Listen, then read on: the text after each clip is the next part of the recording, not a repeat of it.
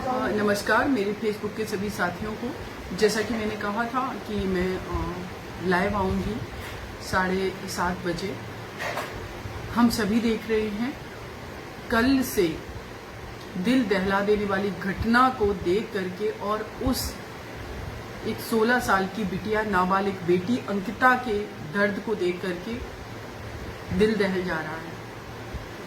एक बेटी जो इतनी इंटेलिजेंट है, पढ़ रही है, एक गरीब परिवार की बेटी है, उसको एक हैवान सिरफिरा दरिंदा जिंदा जला देता है। ये 21st सेंचुरी का भारत है जहां पर क्या कहें हम गर्व से कि मेरे भारत में मेरी अपनी बेटियों को घरों के अंदर भी जिंदा जलाया जा रहा है ऐसे दरिंदों के द्वारा।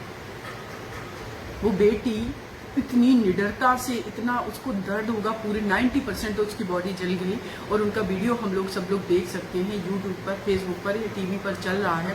कह रही है जिस तरीके का मुझे दर्द हो रहा उसको भी वही सजा दी जाए जैसे उसने मुझे जलाया। भारत के संविधान में किसी को अगर मौत की सजा दी गई तो जिंदा जलाने का प्रावधान नहीं है, लेकिन इस तरीके की घटनाएं देख करके सच में दिल करता है कि ऐसे दरिंदों को जिंदा जला देने का भी प्रावधान होना चाहिए। ऐसे दरिंदों को पता नहीं हजारों गोलियां मार करके पूरे शरीर को छलनी कर देने का भी प्रावधान होना चाहिए। वो बेटी जो कि इतनी इंटेलिजेंट, इतनी प्यारी गुड़िया सी बच्ची थी, वो हमारे आपके किसी के घर की भी बेटी हो सकती थी। वो बच्ची अपने घर में सो रही थी, एक तरफा प्यार में सिरफिरा जा करके इसके हौसले देखिए कि खिड़की से उस बेटी को पेट्रोल डाल करके उसमें आग लगा देता है। एक सप्ताह तक हमारी बिटिया जलती रही, एक सप्ताह तक जिंदगी मौत के बीच लड़ती रही। जब से कल से ये न्यूज आई है, मैंने बहुत बार कोशिश की, वहाँ के एसपी से भी मेरी बात हुई, उनके पेरेंट्स का नंबर नहीं मुझे मिल पाया है। मैं पूरी कोशिश करूंगी कि मेरा जितना सपोर्ट हो सकता है उस बिटिया के परिवार को मैं करूँ और हमारी अंकिता को न्याय मिले। लेकिन उससे ज्यादा जरूरी ये है कि हर दिन कोई ना कोई घटना होती है। एनसीआरबी का डाटा जो है उसकी रिपोर्ट आई है कि दिल्ली में हर दिन 2 नाबालिग बेटियों के साथ रेप होता है। पूरे देश के अंदर जो है क्राइम बढ़ा है और जिसमें भी महिलाओं के अगेंस्ट क्राइम बढ़ा है। तो इसका समाधान क्या है? आज अंकिता, कल मनीषा वाल्मीकि, तीसरे दिन अंकिता तोमर, चौथे दिन वहां पर एक हैदराबाद में एक गुड़िया, कहीं पर एक शिमला में एक गुड़िया।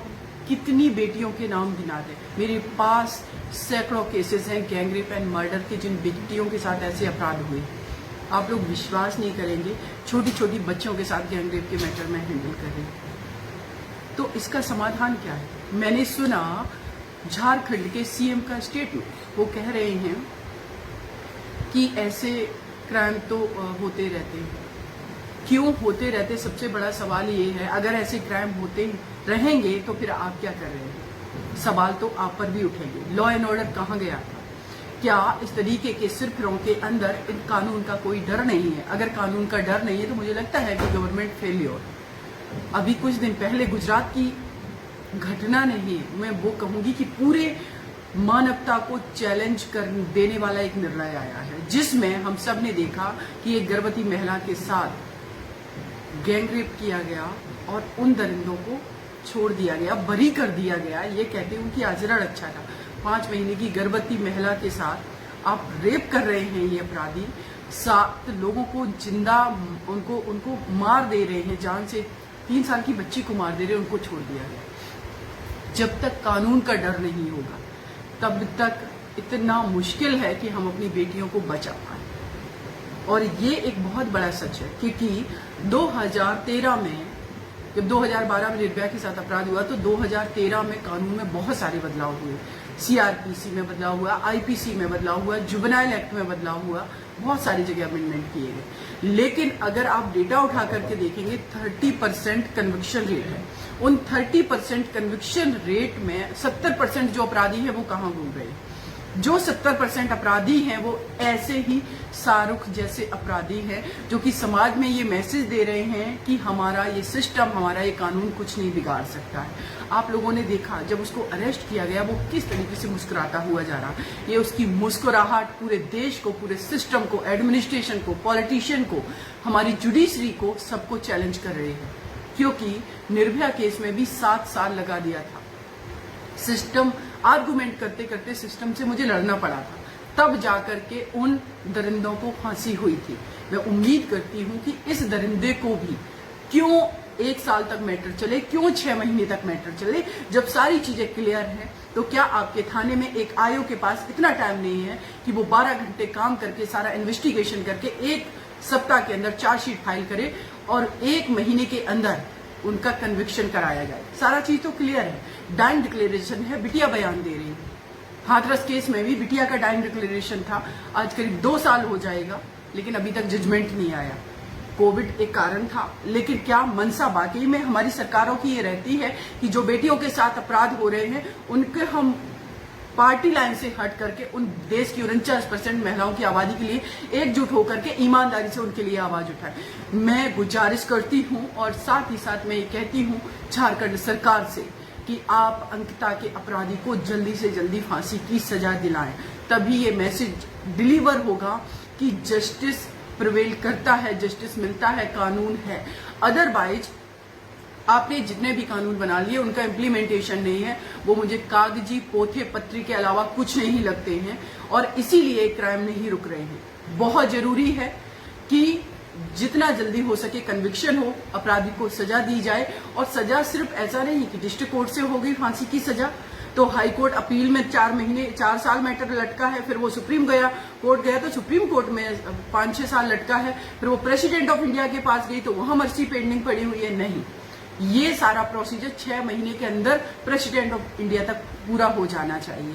ये बहुत जरूरी है। ये सिस्टम के जो लूप होल हैं, ये सबसे ज्यादा अपराधियों के हौसले बुलंद करते हैं, क्योंकि उनको पता है बीच में बेल मिल जाएगी, ट्रायल जो है बहुत लंबा खींचेगा और केस बहुत लंबा चलता रहेगा, तब तक वो बाहर रहेगा और ऐसे ही क्राइम को अंजाम देता रहेगा। तो आप लोगों से मेरे अनुरोध है कि इस लाइव को ज्यादा से ज्यादा शेयर करें और झारखंड सरकार से मेरा अनुरोध है, फास्ट ट्रैक नहीं, टाइम बाउंड फास्ट ट्रैक इसका ट्रायल करा जाए, टाइम फिक्स किया जाए, कितने दिन में ये जवाबदेही सरकारों की सुनिश्चित करना बहुत जरूरी है। नहीं हमारी अंकिता जैसी प्यारी इंटेलिजेंट बेटियां ऐसे ही दरिंदों की बलि चढ़ती रहेंगी, ये बहुत आवश्यक है।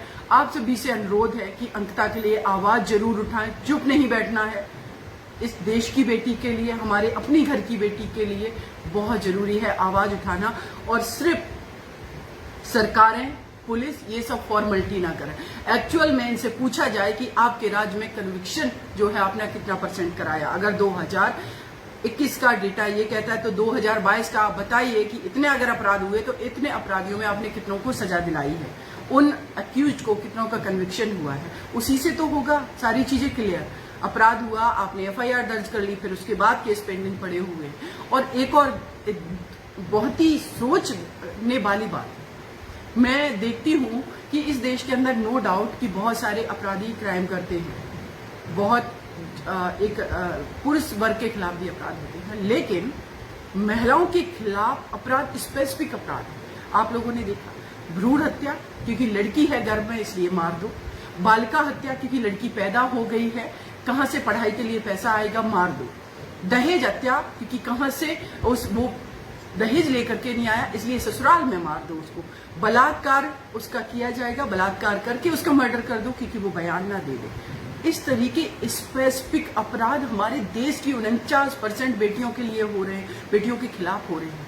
लेकिन क्या सेंट्रल गवर्नमेंट, क्या स्टेट गवर्नमेंट ये कोई दावा कर सकता है कि हाँ मैं गारंटी लेता हूं मेरे देश के हर घर की बेटी सुरक्षित है? इस पर आप लोगों से अनुरोध है, आप लोग इन बेटियों की आवाज बनते रहिए, अपना ख्याल रखिए और अंकिता के लिए प्लीज आप लोग ऐसे ही आवाज उठाते रहिए जब तक झारखंड सरकार जल्दी से जल्दी इस अपराधी को फांसी की सजा ना करा दे। जय हिंद, जय भारत साथियों, आप लोग अपना ख्याल रखें।